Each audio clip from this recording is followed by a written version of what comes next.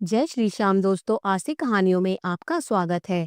दुर्गा सप्तशती 12वां अध्याय। बोलो जयकारा शेरा वालिदा, बोल साचे दरबार की जय। देवी बोली, जो पुरुष एकाग्र होकर इन स्तोत्रों से नित्य मेरी स्तुति करेगा, उसकी सभी बाधाएं मैं निसंशय नाश कर दूंगी। और जो मधु कैटभ का नाश, महिषासुर का घात एवं शुंभ निशुंभ इन दोनों के वध आदि का कीर्तन करेंगे, और जो एकाग्र होकर अष्टमी, चतुर्दशी, नवमी तिथियों में भक्ति पूर्वक मेरे इन उत्तम चरित्रों का महात्म सुनेंगे, उन्हें किसी प्रकार का अनिष्ट स्पर्श नहीं कर सकेगा। ना पापों से उत्पन्न आपत्तियां उन्हें दुखित कर सकेंगी, ना दरिद्रता प्राप्त होगी, ना प्रिय का वियोग होगा।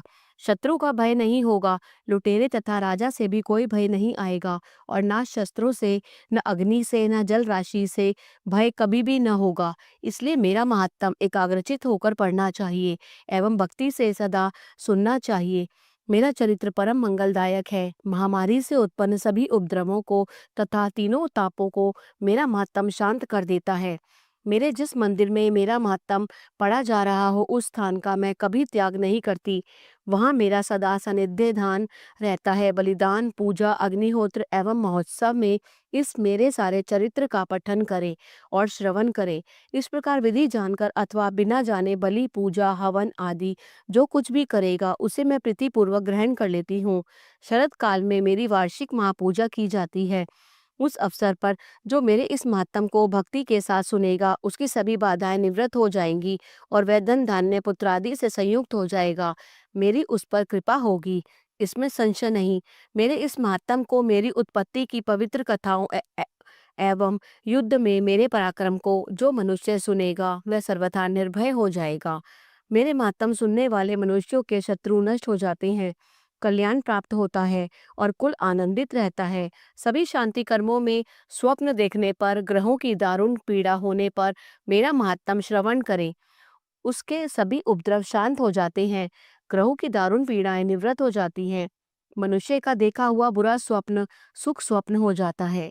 बाल ग्रहों द्वारा पीड़ित बालकों के लिए यह महात्म शांतिदायक है। मनुष्यों में फूट हो जाने पर यह महात्म मित्रता कराने में परम उत्तम है। सभी दुराचारियों के बल का भली भांति नाश कर देता है।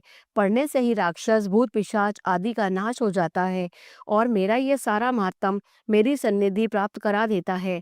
पुष्प, अर्घ्य, द्वीप, धूप, गंध तथा उत्तम दीपों द्वारा मेरे पूजन से, ब्राह्मणों को भोजन कराने से, होम से, प्रतिदिन के अभिषेक से और भी अनेक प्रकार के भोगों के दान से, वर्ष भर जो मेरे अर्पण करके आराधना करते हैं, इससे जो मुझे प्रसन्नता होती है, वही प्रसन्नता मेरे इस महात्म के एक बार सुनने से हो जाती है। इसे सुनते ही सब पाप नष्ट हो जाते हैं, फिर आरोग्य प्राप्त हो जाता है। मेरी उत्पत्तियों का कीर्तन तो सभी भूतों से रक्षा करता है।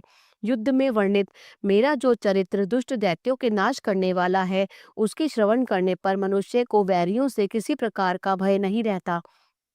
हे देवतागण, तुम लोगों ने जो मेरी स्तुतियां की हैं एवं ब्रह्म ऋषियों ने जो की हैं और ब्रह्मा जी ने जो की हैं, वे सभी मंगलमयी बुद्धि देती हैं। वन में शून्य स्थान पर अथवा वन की अग्नि से घिर जाने पर, शून्य स्थान में डाकुओं से घिर जाने पर, शत्रुओं द्वारा पकड़े जाने पर, अथवा वन में शेर, चीता एवं जंगली हाथियों का पीछा करने पर क्रोध में आकर राजा ने वध की आज्ञा दे दी हो, या कैद में पड़ गया हो, अथवा महासमुद्र में जहाज पर बैठ जाने के बाद भारी तूफान आ जाए, उससे जहाज डगमगाने लगे, ऐसे अवसर पर घोर संग्राम में शस्त्रों का प्रहार होने लग जाए, सब प्रकार की बाधाएं पड़ रही हों, किसी महापीड़ा से व्याकुल हो, इस प्रकार की सभी घोर विपत्तियों से मेरे इस चरित्र का स्मरण करने वाला पुरुष छूट जाता है। मेरे प्रभाव से शेर आदि हिंसक पशु, डाकू तथा शत्रु मेरे चरित्र के स्मरण करने वाले पुरुष से सभी दूर भाग जाते हैं। ऋषि बोले, इतना कहकर भयंकर पराक्रम वाली भगवती चंडिका सभी देवताओं के देखते देखते वहां पर अंतर ध्यान हो गई। वे सभी देवता निर्भय होकर पहले की समान अपने अपने अधिकार प्राप्त करके अपने अपने यज्ञ भागों के भोक्ता हुए। बाकी दैत्यों का हाल सुनिए। जबकि देव शत्रु शुंभ युद्ध में मारा गया, जो इस जगत में विध्वंस पर तुला हुआ था, जो अतुल भयंकर महापराक्रमी था, उसके मारे जाने पर और फिर पराक्रमी निशुंभ के भी मर जाने पर बाकी बचे खुचे दैत्य पाताल में भाग गए। हे राजन, इसी प्रकार भगवती जगदम्बिका नित्य स्वरूपा देवी पुनः पुनः प्रकट होकर जगत की रक्षा किया करती हैं। यह देवी जी विश्व का मोहन करती हैं, वही जगत को पैदा करती हैं, उसी के आगे प्रार्थना करने पर संतुष्ट हो जाती हैं, फिर ज्ञान एवं वृद्धि प्रदान करती हैं। हे राजन, उसी ने ही सारे संसार को व्याप्त कर रखा है। महाप्रलय काल में महामारी के स्वरूप से ही यह देवी ब्रह्मांड भर में व्याप्त हो जाती है। वही देवी समय समय में महामारी हो जाती है, अजन्मा होते हुए भी वह सृष्टि रूप हो जाती है। वही सनातनी देवी समय समय पर प्राणियों की स्थिति किया करती है। मनुष्यों की उन्नति समय में वही देवी घर में वृद्धिदायिनी लक्ष्मी रूपा हो जाती है, फिर अभाव के समय विनाश के लिए अलक्ष्मी भी बन जाती है। पुष्प धूप गंध आदि सामग्रियों से पूजी हुई फिर स्तुति करने पर यही देवी धन पुत्र धर्म में मति शुभ गति आदि प्रदान करती है। जयकारा शेरावाली दा बोल साचे दरबार की जय। 12वां अध्याय संपूर्ण। 13वां अध्याय अंतिम अध्याय। ऋषि बोले, हे राजन, इस प्रकार मैंने देवी जी का उत्तम महात्म तुम्हें कर सुनाया। जिसने इस जगत को धारण कर रखा है वह देवी इस प्रकार के प्रभाव वाली है। वही देवी विद्या उत्पन्न करती है, उसी विष्णु की माया ने ही राजन तुमको इस वैश्य को तथा और भी विवेकवान जनों को मोहित कर दिया। यह पहले भी मोहित थे, फिर आगे भी मोहित होंगे, इसलिए ये हे महाराज, तुम उसी परमेश्वरी की शरण में जाओ, क्योंकि वही देवी आराधना करने पर मनुष्यों को भोग स्वर्ण एवं मोक्षादि प्रदान किया करती है। मार्कंडेय ऋषि बोले, कौष्टुकी जी, इस प्रकार ऋषि की बात सुनकर राजा सुरथ ने उत्तम व्रतधारी महाभाग मेधा ऋषि को प्रणाम किया तथा ममता और राज्य आदि के हरण से दुखी होकर तत्काल ही वह राजा तप करने चला गया। वह वैश्य भी नदी के समीप जाकर भगवती के दर्शनार्थ देवी के सूक्त का जप करने लगा और फिर राजा तथा वैश्य दोनों नदी के समीप मृतिका से देवी की मूर्ति बनाकर प्रतिदिन पुष्प धूप और हवन तर्पण आदि से धीरे धीरे आहार थोड़ा करते हुए निराहार होकर एकाग्रता से देवी जी में मन लगाकर एकचित होकर के देवी जी की आराधना करने लगे।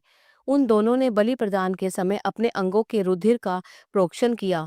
इसी प्रकार संयम पूर्वक 3 वर्ष पर्यंत आराधना करते रहे। तब तो जगत को धारण करने वाली देवी ने प्रत्यक्ष होकर दर्शन दिया और तब राजा से चंडिका देवी जी बोली, हे राजन, कुल नंदन, तुम दोनों जिस अभीष्ट वस्तु की प्राप्ति के लिए मेरी प्रार्थना करते हो वह मुझसे मांगो, मैं प्रसन्न हूँ, तुम्हें सब कुछ दूंगी। मार्कंडेय जी बोले, तब राजा ने तो दूसरे जन्म में अक्षय रहने वाला राज्य मांगा और इस जन्म में शत्रु सेना का बलपूर्वक नाश करके फिर अपने राज्य की प्राप्ति का वर मांगा। वैश्य का तो चित्त संसार से खिन्न हो चुका था, इसलिए उस बुद्धिमान ने उस ज्ञान का वर मांगा जिसके द्वारा संसार की अहंता ममतात्मक आसक्ति नष्ट हो जाए। देवी बोली, हे राजन, थोड़े दिनों तक तुम अपना राज्य पा लोगे, कठिनता के बिना ही अपने शत्रुओं का नाश करोगे, वहीं पर तुम्हारा राज्य स्थिर हो जाएगा। फिर देहांत होने पर सूर्यदेव के अंश द्वारा जन्म पाकर इस पृथ्वी पर आप सावर्णिक नाम के मनु होंगे। हे वैश्य श्रेष्ठ, तुमने जो उत्तम वर मांगा है मैं उस वर को देती हूँ।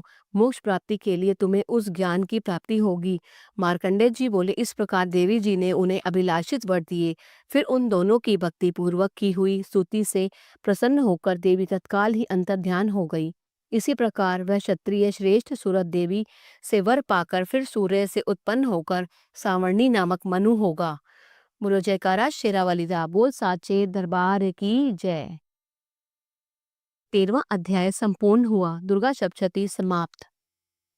अगर आपको ये अध्याय पसंद आए तो कृपया करके इसे लाइक कीजिए और शेयर कीजिए। जय माता की।